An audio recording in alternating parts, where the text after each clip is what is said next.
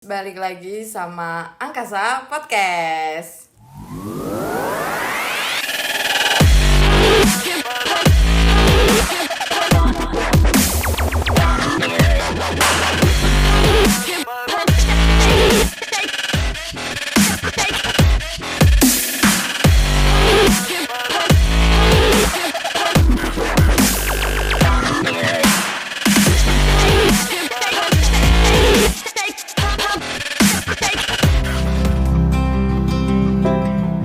Selamat datang semuanya, balik lagi sama Angkasa Podcast.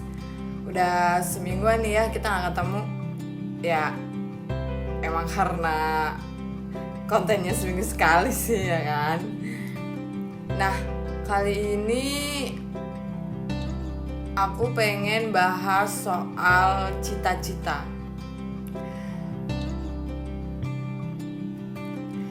Jadi sebenarnya cita-cita itu apa sih gitu? Kalau menurut aku sendiri, makna dari cita-cita itu adalah harapan atau tujuan hidup atau target hidup. Dan target hidup itu bisa berubah sewaktu-waktu mengikuti keadaan, ya kan? Dan itu pun akan sering terjadi seiring berkembangnya usia kita. Karena kita nggak pernah tahu tuh ke depannya apa aja sih yang bakal kita laluin gitu ya kan. Nah contohnya biasanya tuh dulu kita waktu kecil tuh sering banget tuh ditanyain, kamu nanti kalau gede mau jadi apa, kayak gitu ya kan. Dan pasti anak kecil-kecil yang sekitar umur 5-10 tahun itu pasti jawabnya, aku pengen jadi dokter, polisi, tentara, pilot, apa dan segala macamnya.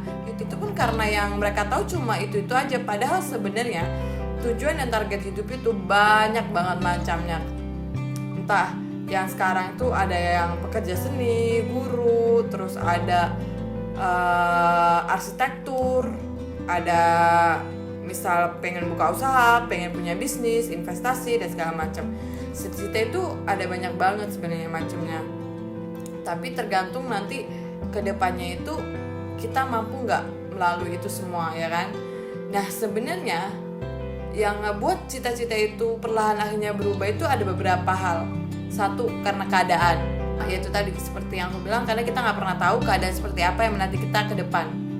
Terus yang kedua, karena kemampuan kita tidak mampu untuk mencapai cita-cita awal yang kita inginkan. Kenapa aku bisa bilang kayak gitu? Karena tujuan itu kan kita belum tahu tuh jalannya nanti seperti apa yang kita butuhkan itu kita masih belum tahu. Jadi ketika kita mau mencoba mewujudkan itu semua, ternyata kita nggak mampu untuk mencapai itu, maka cita-cita itu akan berubah dengan sendirinya. Contohnya misal aku pengen bisa nyiptain sebuah mobil gitu. Wah jauh banget sih sebenarnya, tapi nggak apa-apa ya kan, contoh doang nih. Tapi ternyata aku nggak ahli dalam permesinan apa segala macam materinya atau segala hal itu gitu. Jadi kemampuan kita nggak bisa mencapai itu sebabnya akhirnya perlahan kayaknya aku mau ganti tujuan hidup lain deh yang memang aku bisa gitu, yang memang aku mampu untuk menggapai itu semua gitu. Terus yang ketiga itu karena nggak dapet dukungan dari orang tua. Menurut aku dukungan orang tua itu juga suatu hal penting untuk kita mencapai apa yang kita inginkan. Contohnya waktu itu aku pernah kenalan sama seorang perempuan cewek, sama aja. Jadi aku kenalan sama cewek di kereta waktu aku habis pulang kampung mau balik ke Jakarta. Jadi ada cewek seumuran aku, sebenarnya cita-cita dia tuh pengen banget jadi perawat, tapi karena orang tuanya tidak mengizinkan, lebih tepatnya ayahnya tidak mengizinkan dia untuk menjadi perawat, sampai akhirnya dia harus memenuhi tujuan hidup ayahnya. Bukan tujuan hidup ayahnya sih, lebih ke cita-cita yang ayahnya pengen gitu. Jadi ayahnya tuh pengen anaknya tuh masuk kayak ke militer gitu, tapi sebenarnya anaknya nggak suka. Tapi siapa sangka ternyata dia lolos gitu ketika dia daftar di beberapa bidang militer, dan dia keterima di salah satunya yaitu kuliah dan kerja di bagian perhubungan gitu. Dan faktor terakhir yaitu restu Tuhan. Tuhan tuh tahu apa yang terbaik buat hambanya. Jadi kalau misalnya cita-cita awal kalian tidak tercapai, itu artinya itu bukan tujuan hidup yang terbaik buat kalian menurut Tuhan. Mungkin sama artinya dengan kenalan aku ini tadi, menurut dia menjadi seorang perawat itu yang terbaik gitu. Tapi ternyata ketika yang menjadi nyata itu ternyata cita-cita ayahnya, berarti itu yang terbaik. Itu yang didoakan oleh orang tuanya gitu. Itu yang Tuhan kasih yang emang terbaik buat dia gitu. Karena emang yang paling tahu tuh Tuhan sih, apa yang terbaik buat kita. Karena kita belum pernah melakukannya dan hanya Tuhan yang tahu gitu ya kan. Nah, setelah beberapa hal tadi yang aku kasih tahu yang bisa menjadi penyebab perubahan cita-cita, dan di sini aku pengen banget ceritain pengalaman aku soal cita-cita aku. Cita-cita yang awalnya pengen jadi dokter bedah sampai akhirnya sekarang berubah 180 derajat. Aku cuma pengen bisa berkarya di bidang seni, yang emang itu jauh banget dari ekspektasi aku sebelumnya, yang gak pernah terpikirkan sama sekali bahwa pada akhirnya aku akan berada di tempat ini gitu, berada di bidang seni.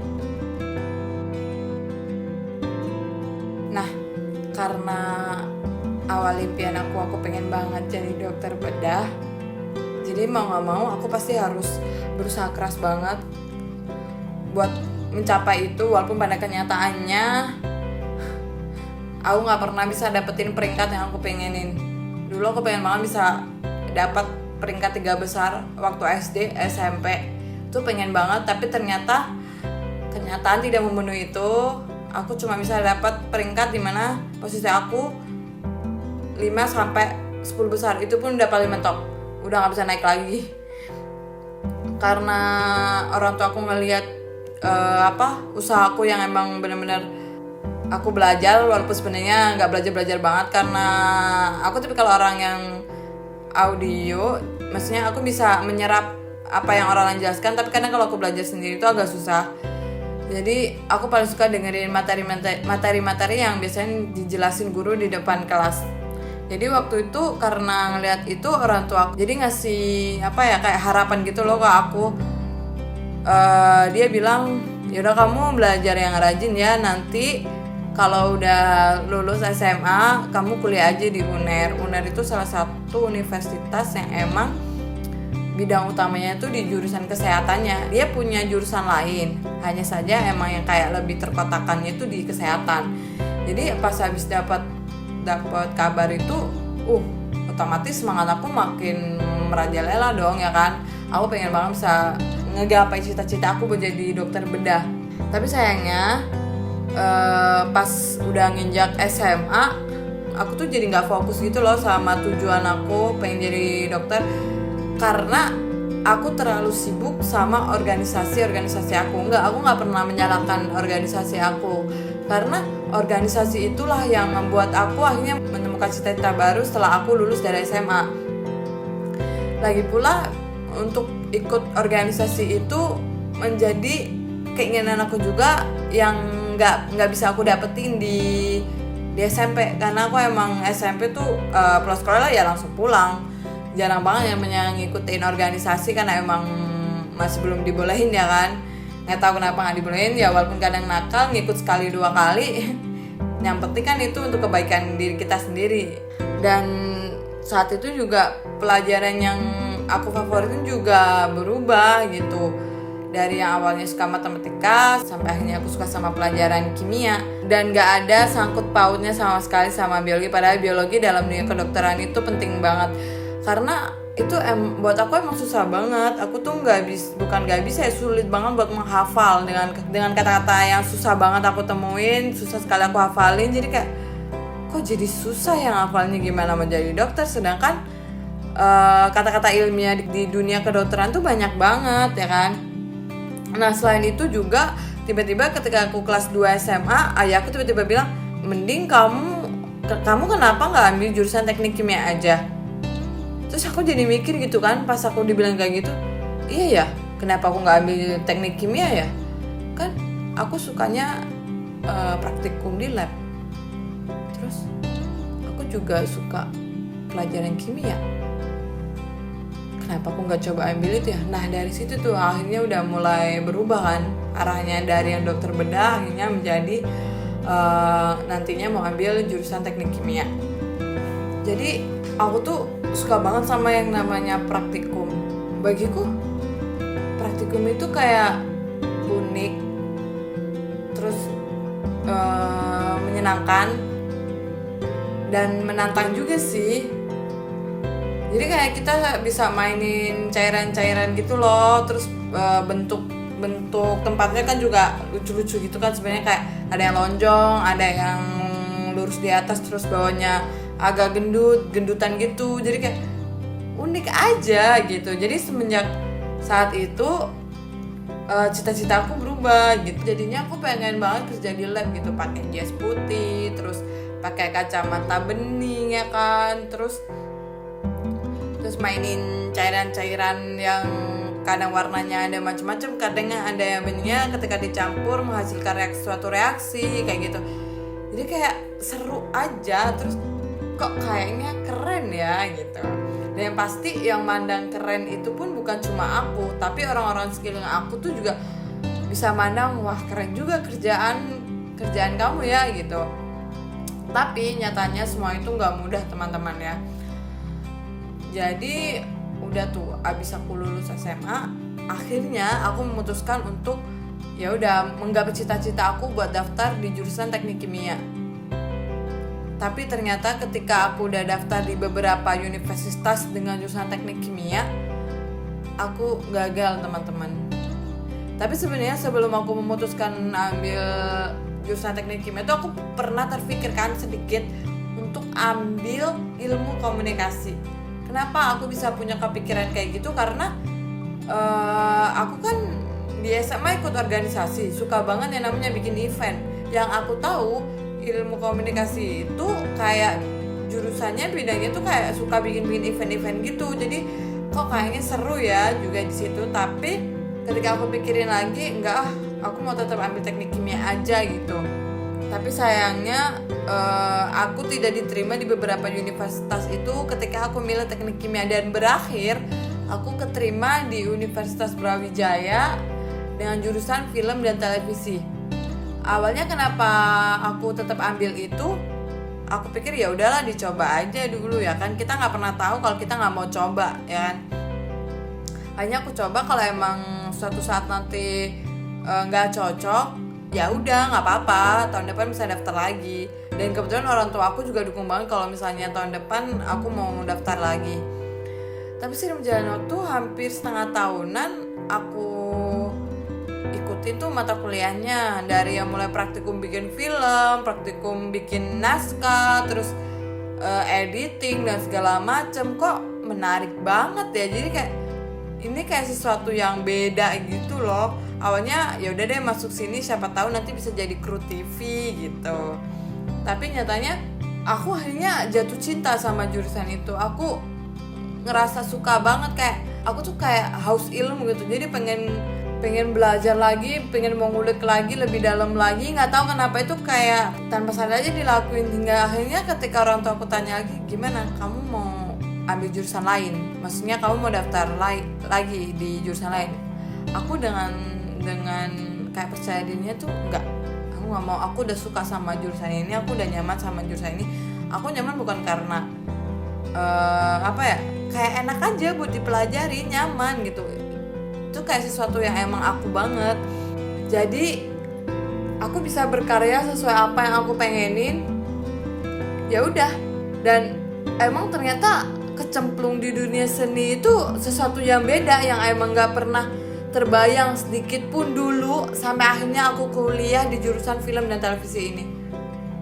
Sampai akhirnya aku tuh mikir gitu, oh ternyata bikin film tuh kayak gini loh. Oh ternyata bikin film itu susah ya. Yang awalnya kerja di TV, akhirnya melenceng lagi tuh pengen kerja di film.